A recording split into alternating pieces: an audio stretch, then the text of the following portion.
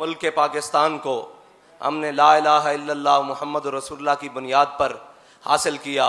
उस मुल्क पाकिस्तान में पिछले दिनों सिंध की धरती पर एक अमर जलील, जिसका ज़ाहिरी नाम है लेकिन वो जलील है, उसने अल्लाह रब्बुल इज़्ज़त की शान में बहुत बड़ी गुस्ताखी की। नकले कुफ्र न बाशद, लेकिन फिर भी ज़बान जलती है कि वो मुल्क जिसे हमने ला इलाहा इल्लल्लाह मुहम्मद रसूलुल्लाह की बुनियाद पर हासिल किया। और कुरान पाक में अल्लाह ताला फरमाता है वलिल्लाहिल इज़्ज़तु वलिरसूलिही वलिलमोमिनीन, इज़्ज़त तो अल्लाह ही के लिए है और उसके रसूल के लिए और मोमिनों के लिए है।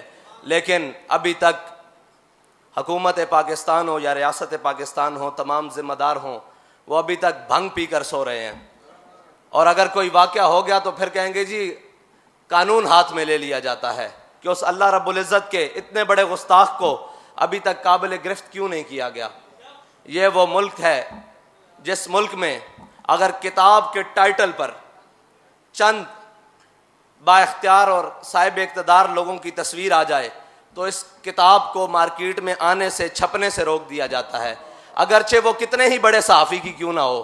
लेकिन अगर किसी की इज़्ज़त की बात नहीं है तो वो अल्लाह रब्बुल इज़्ज़त की इज़्ज़त की बात नहीं है, वो रसूलुल्लाह की इज़्ज़त की बात नहीं है, वो शायर इस्लाम की इज़्ज़त की बात नहीं है। ये वो मुल्क है जिसके अंदर इतनी बड़ी तौहीन उसने की और वो शेल्टर और पनाह लेने के लिए इस मुल्क के सूबाई वज़ीर आला को साथ लेते हुए उसके साथी मुल्हिदीन वो जनाब बिलावल भुट्टो ज़रदारी के पास गए और उन्होंने उसको यकीन दिलाया कि इसका तहफ़्फ़ुज़ किया जाएगा। उसने अल्लाह रब्बुल इज़्ज़त के बारे में इतनी बड़ी गुस्ताखी की है और फिर आगे से बकवास किया है कि मैंने मुआशरे की अक्कासी की है। अगर तुमने मुआशरे की अक्कासी करनी थी तो 70 साल से जो मुआशरे को लूट रहे हैं उनके बारे में बात करो ना। जिस रब ने तुम्हें ये वतन दिया और जिसके नाम पर तुम इस वतन में हो और जिसने तुम्हें ये इंसान बनाया और इंसान बनाने के बाद मुसलमानों के मुल्क में पैदा किया और जिसके दिए रिज्क से हम खा रहे हैं, जिसके दिए से हम पहन रहे हैं, जिसकी दी हुई ज़मीन पर हम बस रहे हैं, क्या उस रब के ऊपर इल्ज़ामात लगाने और उस रब के ऊपर बकवास करने का वक्त आ गया है? ये कौन सी दुनिया, ये कौन है? ये वही है मुल्हिद जिन्होंने बड़ी कोशिश की अक़लियतों के नाम पर पाकिस्तान में बेरारवी फैलाने पर। जी इनको तहफ़्फ़ुज़ नहीं है। फिर पाकिस्तान, एक निजी रिपोर्ट के मुताबिक पाकिस्तान के हर शहर, हर गली, हर कूचे में यह कोशिश की गई, मुख्तलिफ यके बाद दिगरे, कभी कुरान की तौहीन की गई, कभी मेरे आका और मौला सल्लल्लाहु अलैहि वसल्लम के बारे में बकवास की गई और अब यह वक्त आ गया है कि अल्लाह रब्बुल इज़्ज़त की ज़ात पर बातें होने शुरू हो गई हैं। ये वही हालात हैं जो हालात इंडोनेशिया और सूडान के अंदर, रियासत के अंदर एक रियासत खड़ी कर कर, सोच के अंदर वो मुसलमान रियासतें जिन्हें अल्लाह और उसके रसूल के नाम पर हासिल किया गया था, उन रियासतों के अंदर रियासत आलम कुफ्र यहूद व नसारा ने पूरी साजिश कर कर उसके अंदर रियासत के अंदर रियासत खड़ी कर कर एक नई सोच देकर फिर ये क्या हुआ कि सूडान के 2 टुकड़े हो गए। ईसाइयत की दाग बेल्ट डाली गई और ईसाइयत के नाम पर सूडान एक मुसलमानों का सूडान होगा और एक ईसाइयों का सूडान हो गया। और उसी तरह की दाग बेल आज पाकिस्तान में डाली जा रही है कि सेकुलर स्टेट के नाम पर वो मुल्हिदीन का टोला जो अब अल्लाह रब्बुल इज़्ज़त की ज़ात तक आ गया और उसके ऊपर इतराज़ात करने शुरू हो गए। वो इतराज़ात ऐसे हैं कि जो कम अज़ कम मिंबर पर खड़े होकर बयान नहीं किए जा सकते। इतनी गलीज़ किस्म की गुस्ताखी जो उन्होंने की। लेकिन अगर हमारे हुक्मरानों ने, हमारे ज़िम्मेदारों ने अपनी इज़्ज़त से बढ़कर अल्लाह और उसके रसूल की इज़्ज़त को समझा होता तो फिर इनको पता होता ना कि उसको कैसे लगाम डालनी है, उसको कैसे नकेल डालनी है। यहाँ तो वो किताबें छपने के लिए रोक दिया जाता है और अगर इज़्ज़त पर बात आ जाए तो फिर जनाब 2 दिनों में एतमाद का वोट ले लिया जाता है। कहाँ हैं वो सारे असबाब, कहाँ हैं वो सारी फोर्सेस, कहाँ हैं वो सारी चीज़ें जो तुम्हें आलियान इस्लाम नजरिया पाकिस्तान के प्रचार करने वालों पर तो इस्तेमाल करनी आती हैं और जो रब की शान में इतनी बड़ी गुस्ताखी करे उसके ऊपर इस्तेमाल करनी नहीं आती। बल्कि तुम सोए हो घर बैठकर, लेकिन सोए रहो, कोई बात नहीं। तुम्हें पता ही नहीं है कि तुम्हारे सोने से मुल्क का हशर क्या हो जाएगा और मुल्क को किस जानिब लेकर तुम चले जाओगे और किस जानिब ये मुल्क चला जाएगा और क्या इसके नताइज निकलेंगे।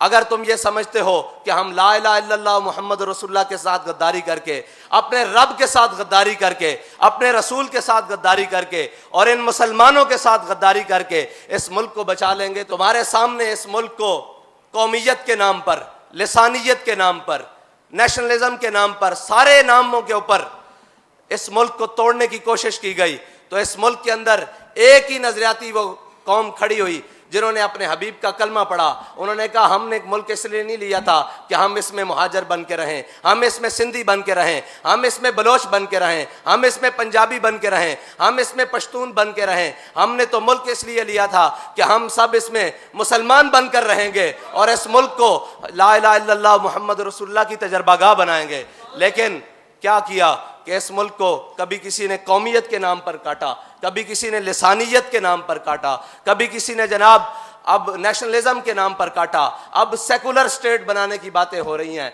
याद रखना, जब तक हुजूर के कलमा पढ़ने वाले, हुजूर के गुलाम इस मुल्क में बसते हैं, मुल्क को उस जानिब नहीं जाने दिया जाए।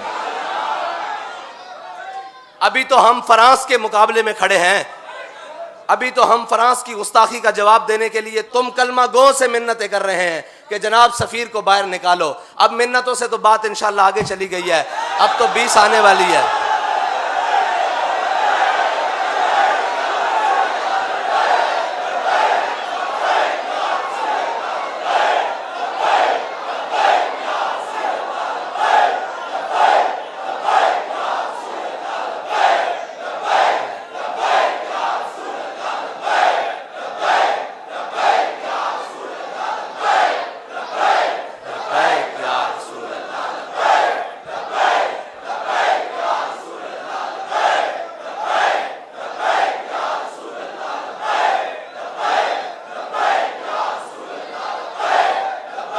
अब इल्तिजाओं से बात आगे बढ़ चुकी है, 20 आ रही है। कहते हैं जी ईद से पहले पहले, मैंने कहा ईद से पहले पहले नहीं, 20 से पहले पहले।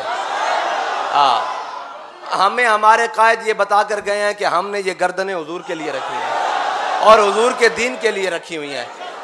और वो हमारे पीराने उज़ाम जो सिंध के हैं, उन्होंने एहतजाज किया तो उन पर वापस पर्चे देने की कोशिश की जा रही है।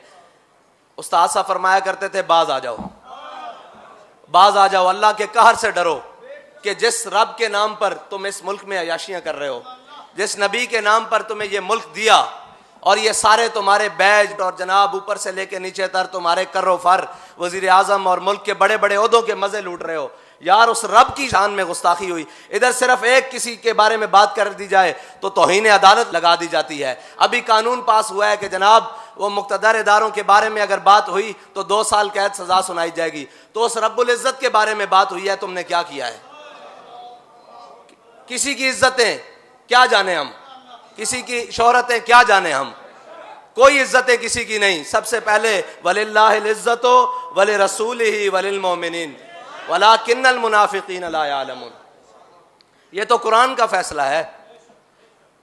हम आपसे ये मुतालबा करते हैं कि उस जलील को गिरफ्तार करो और उसको कैफरे किरदार तक पहुंचाओ।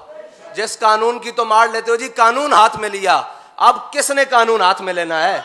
जिनके हाथों में कानून है वो तो टुंडे बने हुए हैं और उनका हाथ हिल ही नहीं रहे।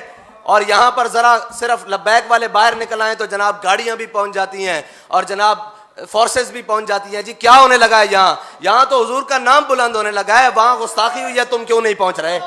कि अल्लाह ताला की शान में गुस्ताखी, हुजूर के गुस्ताखों को जवाब न देना। इकबाल कहता है गिला जफाए वफा नुमा हरम को जो अहले हरम से है। इकबाल कहता है ये जो हरम में बैठे हैं ना, पाकिस्तान हरम है ना, ये रसूलुल्लाह के नाम पर हासिल हुआ है। इकबाल कहता है गिला जफाए वफा नुमा हरम को जो अहले हरम से है, किसी बुत कदे में बयान करूं तो सनम भी कह दे हरी हरी। कहता है किसी सनम, किसी बुत के सामने बयान करूं ना तो वो भी कहे कि वाह मुस्लिया वाह, तू उस वादा शरीक का कलमा पढ़ता है जिसके बारे में गुस्ताखियां हो रही हैं और तू घर में मजे से बैठा हुआ है और तेरी रियासत के जनाब तमाम जिम्मेदारान घर में सो रहे हैं, उन्हें पता ही नहीं है कि हो क्या रहा है।